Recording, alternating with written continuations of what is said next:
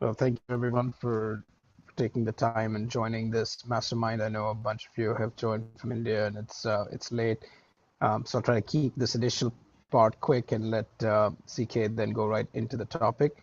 At a very high level, as most of you probably are.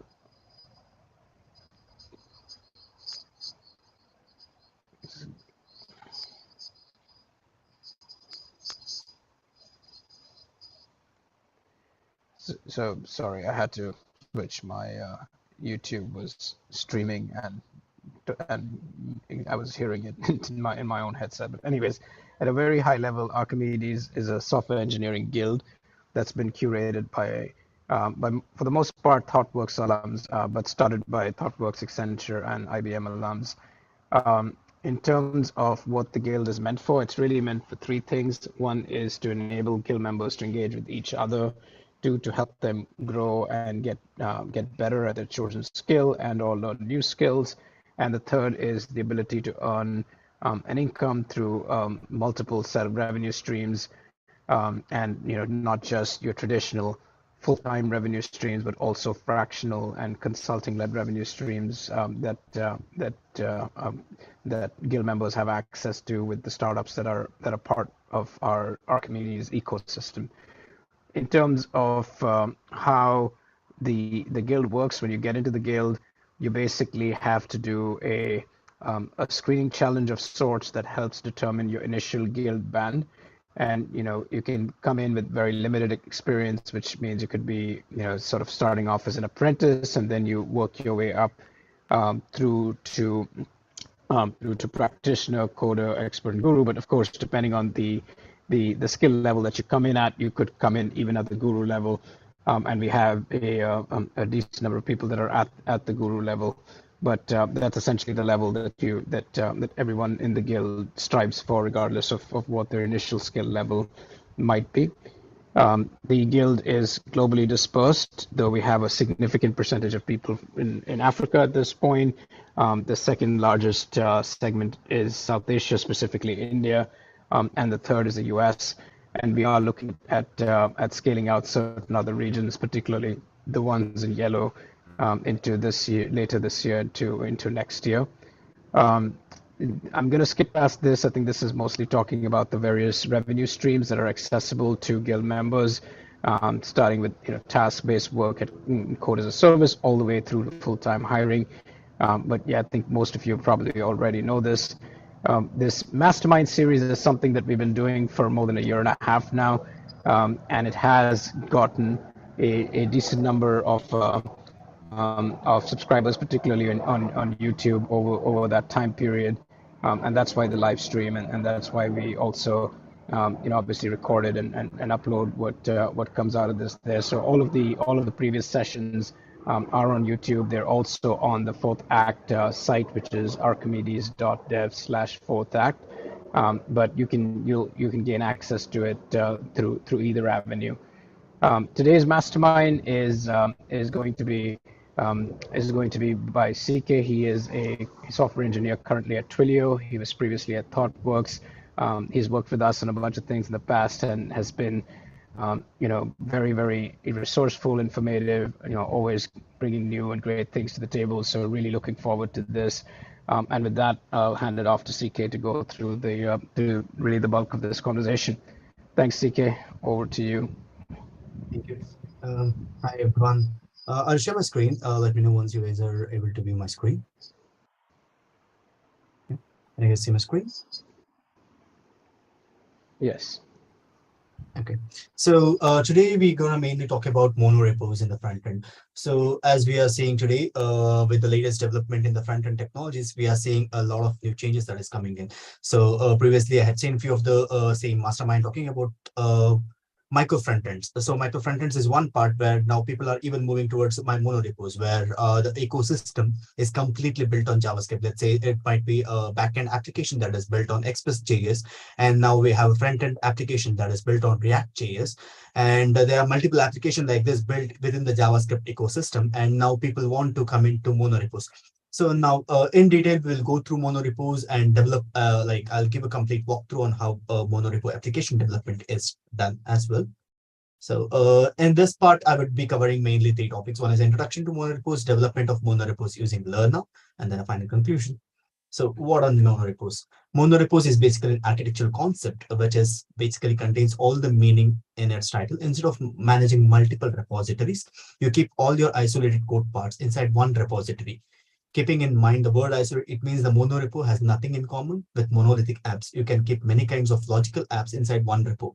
So to give an example, let's say I have an application that I'm building, e-commerce application, and e-commerce application will contain an admin portal which is built on Next.js and a backend application that is built on Express.js. And again, I have one more application that is the client side application, which is again built on Next.js. So with this all application, I will have one repo inside this where all the dependencies, let's say that would be TypeScript configuration, it would be my utilities or a design system. Everything is developed inside one repo, and each of this repo can share the things that is across. So let's say I have a backend application that is developed and it consists of a typeface. Now that same typeface has to be used by the front-end application as well.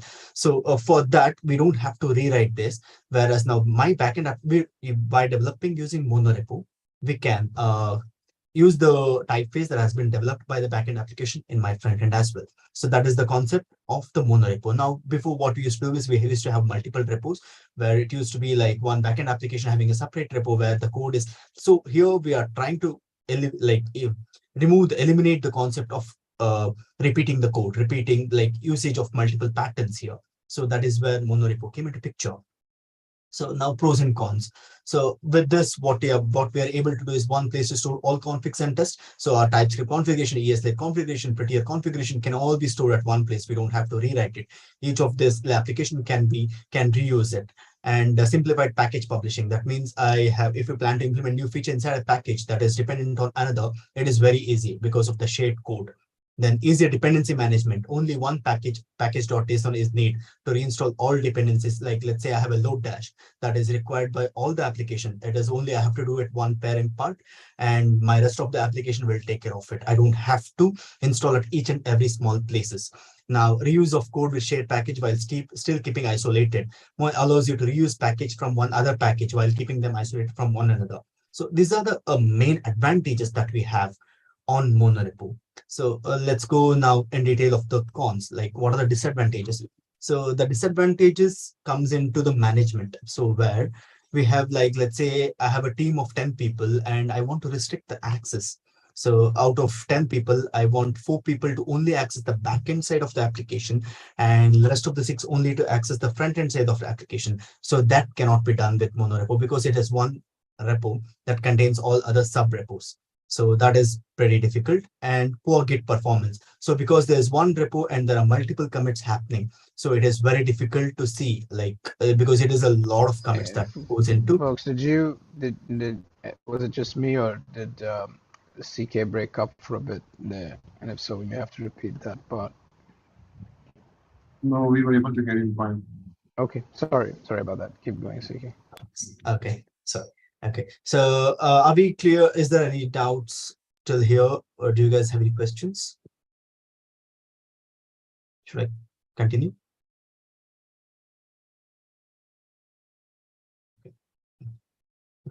Okay, so I'll continue. So, and higher build time, because you have a lot of source code in one place, it will take more time for your CI to run everything and to approve every PR. So these are the kind of like what we are seeing, but these, whatever we are seeing here, except the restrict access, the rest of the things are being taken care by a few of the technologies that are coming in latest. There are certain companies that are working towards this. One of them is Turborepo, which is really working towards the higher build time issues. And even Facebook is working now by patching Mercurial to avoid the poor Git performance. So these are the with the drawbacks, we are seeing even improvements on Monorepo because it is the latest thing that is being done on the front end and the back end side. So next, so here we're going to go in detail with Lerna. Lerna has been playing a very prominent role all this time in the Monorepo. So like a lot of the application has been developed in Lerna, and the main concept of monorepo came from Google and Facebook, where their whole application is managed at one big repo. So here, like what Lerna does is it takes out the overhead for us to manage the packages and update the dependencies of all packages and build all packages. So that is the main job of Lerna here. Going further. So let's start here. What I'm doing is I have created a simple folder that is called as Monorepos.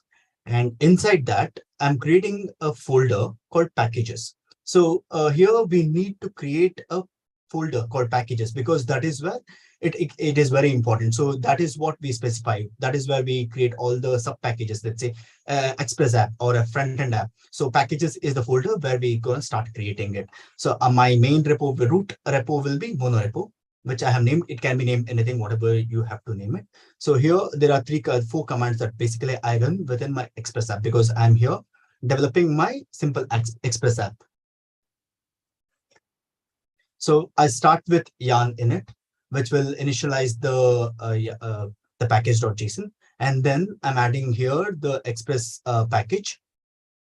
And further, I'm adding a dependency TypeScript. And because it's a TypeScript application, I'll be adding the types for Express as well. And then I'm initializing the TypeScript configuration.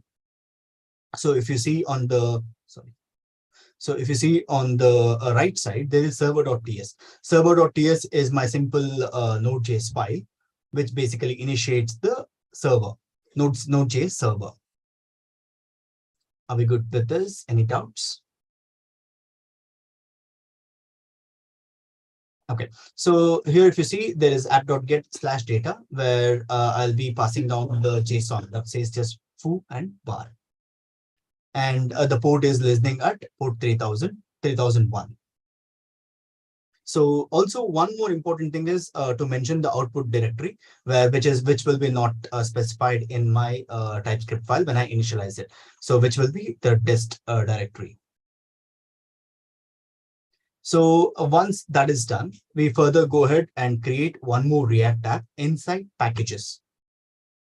So with the command yarn create React app, simple React app. So simple React app is my React app name with the template as TypeScript, because this also has to be the TypeScript application that we are doing.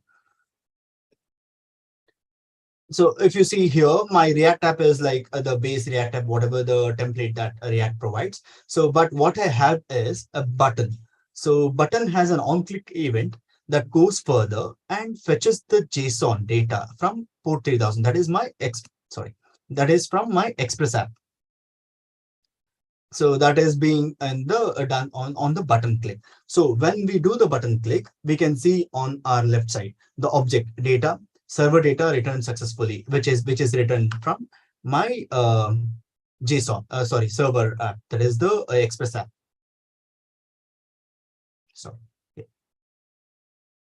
So next is we have now two applications, that is one is React app and one is a Node.js app. Now we'll start adding the Lerna to this application. So how we add Lerna is we go into the root directory, that is my monorepo, and from there we start with the command yarn init. We initialize the packet.json with yarn init, and then we add yarn add Lerna TypeScript. These are two packages as a dev dependency that we are adding Lerna, and we are adding TypeScript as well here on the outer directory. So, and then npx Lerna init. So with npx Lerna init, what we are doing is we are initiating the Lerna.json, which contains the configuration for my monorepo.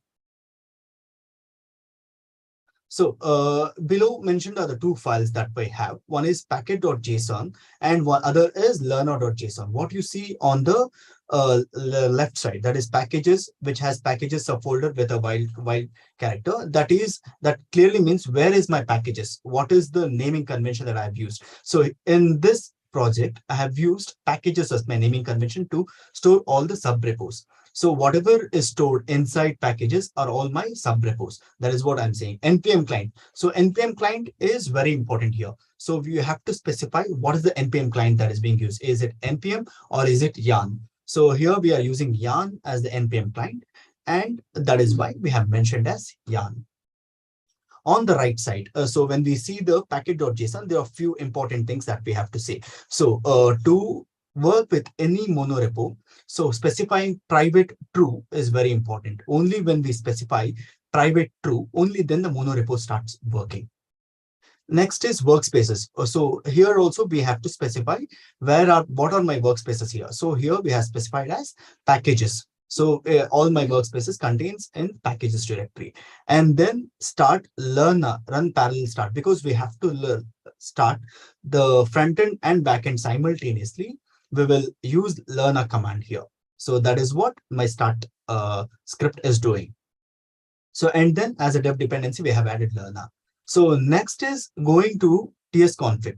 So what we are doing is here, so we will be importing any like any of the file or any module that we want from either of the front end or from the any other thing. So we have specified base URLs packages so that I can easily import it.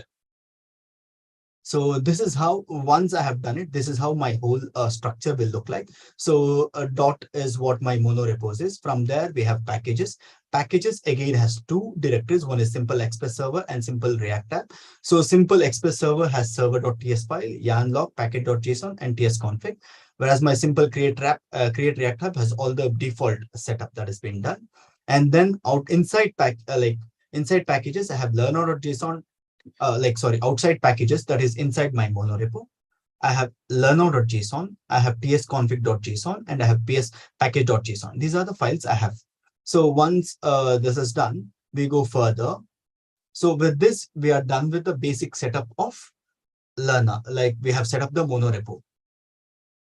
Any doubts? Any questions?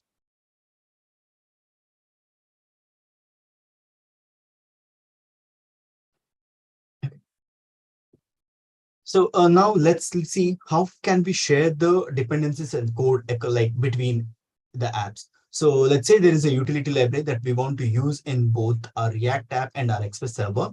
For simplicity, let's say like we want to install Lodash. So the same Lodash I want to use it in my Express, and same I want to use it in my React app as well. So what we do is we use the learner command that is inside monorepo, where we are in the root directory.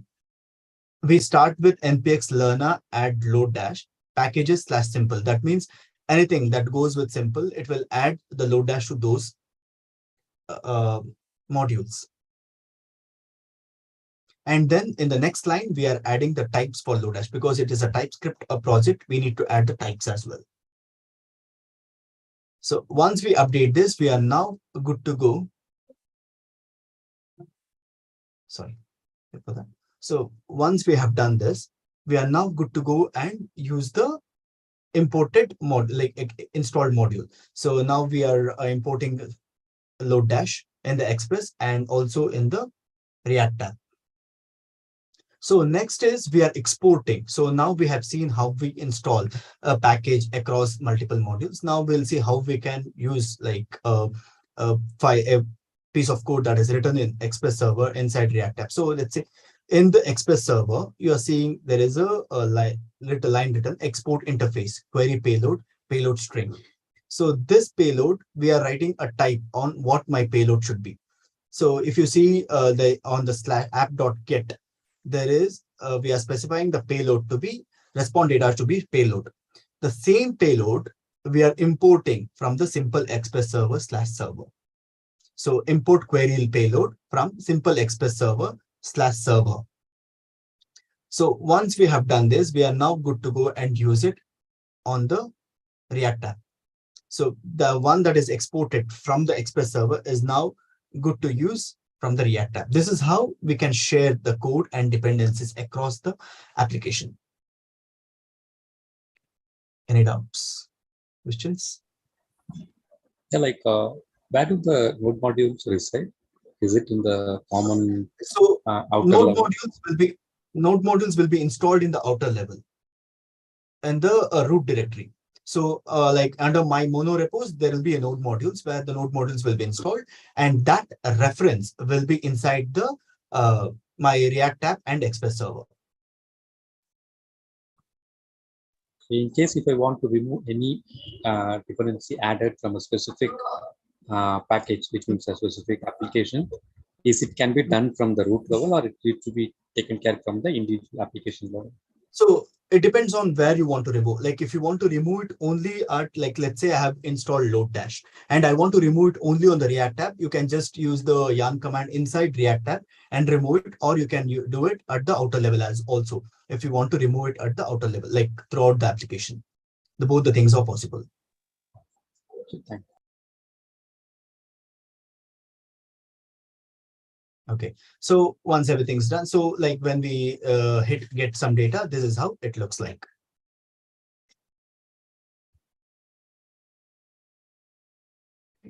So next, and now let's say how do we create a shared package? Let's say, so now we saw like query interface being exported from the Express server. So let's say I want to like create a separate package only for my interfaces that can be used across my front end and the backend application. How do I do that? So here we are using, so for any packages that you want to create inside Learner, you are using npx learner create command. So npx learner create command, it creates the packages inside it, it creates a package.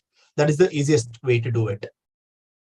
So here using learner command, we can quickly create easily new projects within our monorepo. So we use npx learner create simple shared data, npx learner add TypeScript dev. So we are here again, we are adding the TypeScript as a dependency throughout the application. And then we are doing the yarn install. So what this does is this will create a directory called simple shared data in your package. And we have already added same version of TypeScript as a dev dependency. You can remove the lib directory. So there are certain packages so that it will add. So the lib directory that will be added as the JS entry point, which we'll be not using. If you're not using that, you can remove it. And then what we'll go ahead and do is inside shared data, we'll create an index.txt file. So inside index.txt file, we'll export the interface again, saying query payload string. Now that query payload string, what we do is we will now import in both our server.ts and app.tsx. So if you see here, import query payload from simple shared data and import query payload from simple shared data. So here we are seeing how to create a shared package. So this is what Learner provides us with. So basically, what are the main commands that we're going to focus on is yarn init, which will initialize the empty package, and then yarn add. So Learner is not it's a development dependency. So you have to be adding it as a dev dependency. So yarn add d learner will add as a dev dependency, and then npx learner init to initialize learner.json. So this will initialize learner.json and create a monorepo. And then to add any package, you will mainly use command npx learner add load dash. So the load dash will be any package that you will be using. So npx learner create. So this will help you in creating the projects inside monorepo. So this is mainly about learner. So any doubts, any questions?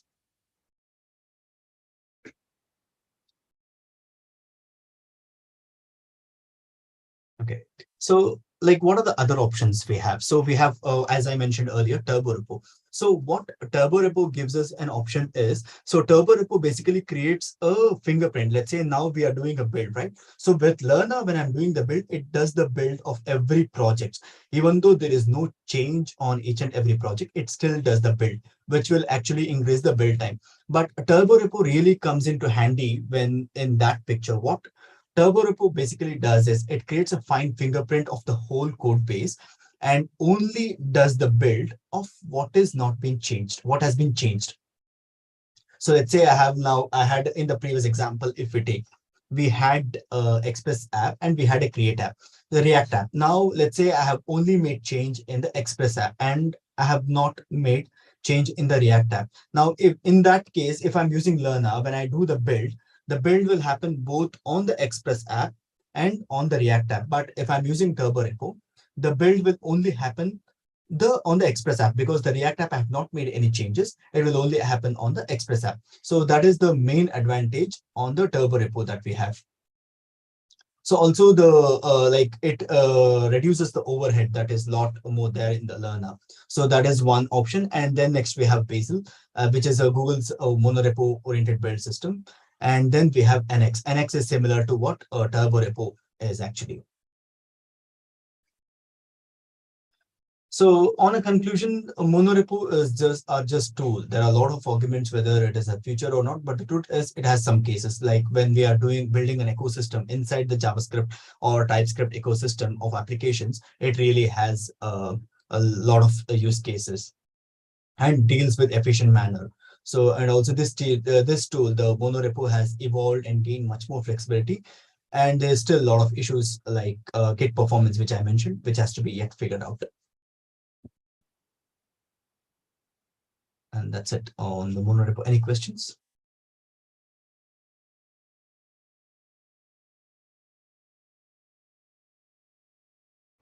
Yeah, so just in terms of CK, are there like sort of real world examples where you Yes. used it, and what's your experience been like, both good and bad?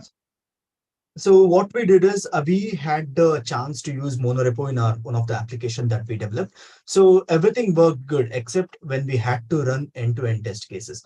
So because that is the biggest disadvantage we have. Like, let's say there is an application, there is a design system that we developed. We developed a design system and we developed the application based on that design system, and we had to run the end-to-end test cases.